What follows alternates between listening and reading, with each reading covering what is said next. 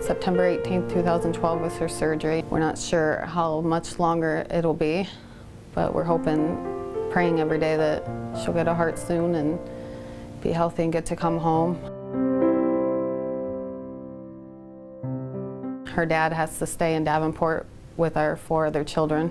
She has 2 half-brothers, and then we have 2 at home, a 1 and 7-year-old that he takes care of. And so just kind of back and forth for me, going to work on the weekends, trying to work like an agency job, because it's kind of hard to work a full-time job when you got this situation going on, and some people don't understand that some days you just have to leave and some days are better than others.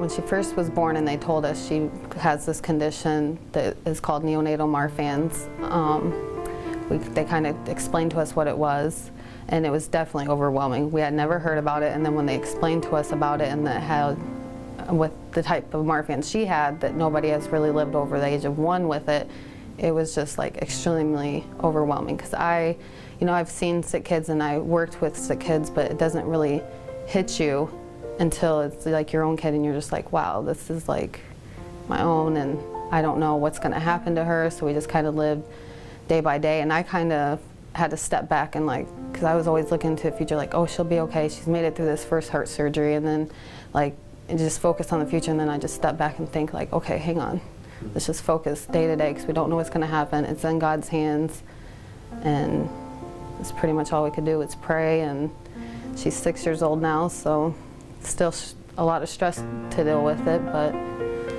definitely a lot of emotions all the time.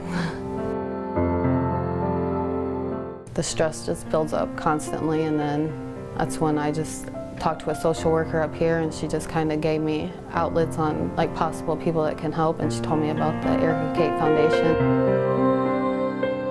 It turned into a lot more than just help, and it's actually, without the help of you guys through the Ekf Foundation, it definitely takes some of the stress and off of me, because I'm having to pay my bills and stressing about how I'd get them paid and be up here with her, and it's definitely helped take down some of that for me. Because when I'm at home, I gotta feel bad not being able to be up here with her. Like the couple weeks ago when they called, and it was just like she was doing fine, then all of a sudden they call and say, hey, she's incubated and we almost lost her, and I was at home. So I'm just like, wow, I wasn't up there with her when she's going through this.